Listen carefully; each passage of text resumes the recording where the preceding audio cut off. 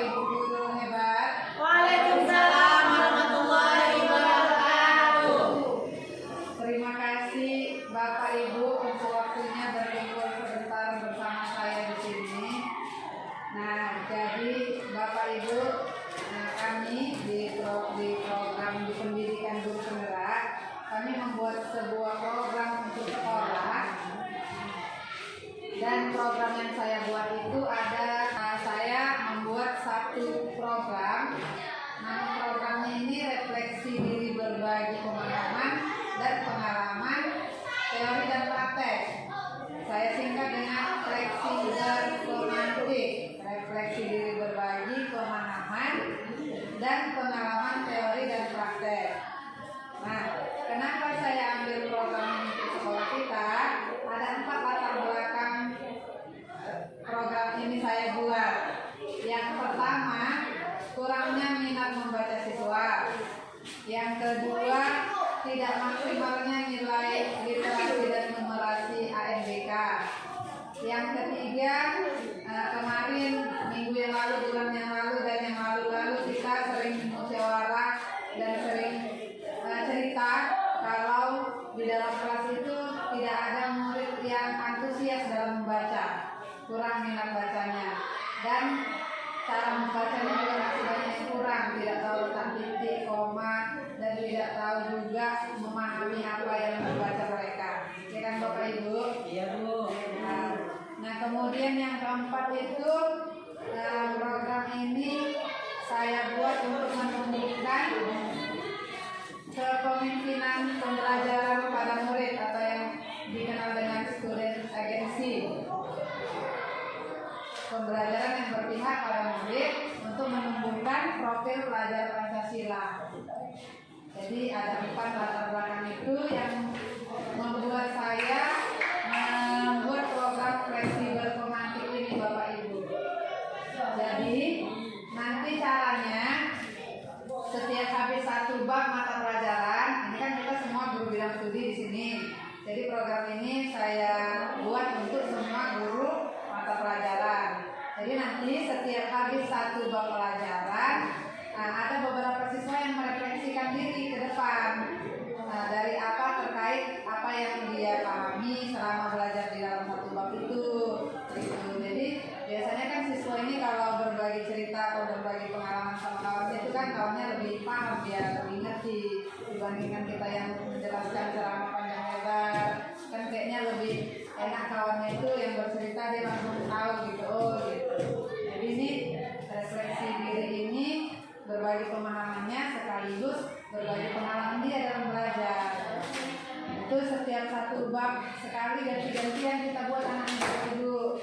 Nah, kemudian nanti dari kegiatan yang di dalam kelas berbagi sesama teman di kelasnya itu nanti kita ambil beberapa murid yang apa dia namanya, yang bisa, yang mampu, yang mampu meliterasikan kembali. Kita ambil beberapa dari tiap kelas untuk kita literasikan setiap hari Sabtu. Kita kan ada program literasi di lapangan setiap hari Sabtu sebelum belajar. Jadi nanti kita ambil beberapa siswa dari kelas itu yang dia mampu untuk meliterasikan kembali di lapangan di hari Sabtu ketika literasi. Begitu program yang saya buat. Jadi di sini saya mengumpulkan Bapak Ibu untuk meminta pendapat, meminta saran dan masukan bagaimana dengan program yang sudah saya buat ini. Silakan Bapak Ibu yang mau memberi masukan, tanggapan, angkat tangannya atau silakan berbicara. Ya Pak Tri. Setuju. Setuju Pak Tri? Oke, Pak Tri setuju. Ustaz, Saya sangat setuju. sangat setuju. Alasannya Bu Ustaz? Memang di sekolah kita ini minat bacanya kurang. Jadi dengan yang Ibu berikan tadi masukan seperti itu, mungkin dapat menambah sedikit ataupun kalau bisa lebih banyak minat baca, sehingga siswa-siswa ini jangan ada lagi yang membaca itu tersendat-sendat ataupun yang hampir tidak mengenal huruf. Saya sangat setuju. Bagaimana dengan Bu Ratna? Saya sama seperti Pak Tri dan Bu Lista, sangat-sangat setuju dengan diadakannya program seperti yang Ibu bilang tadi. Ya alasannya juga sama seperti Bu Lista. Memang minat siswa ini untuk membacanya sangat kurang. Apalagi jangankan untuk memahami, untuk membacanya saja pun itu sangatlah kurang. Itu masih di awal membacanya. Nanti kalau lama-lama, kalau setelah minat membacanya itu bagus, pemahaman terhadap bacaan itu kan juga semakin bagus. Terima kasih Bu Sila. Terima kasih Bu Sila. Bagaimana dengan Bu Maria? Setuju saja. Karena dengan adanya program nanti kan Bu, anak-anak itu jadi tahu membaca dengan meletakkan di mana yang membedakan titik, koma, tanda seru, tanda-tandanya, dan intonasi suara itu juga yang mempengaruhi yang namanya membaca.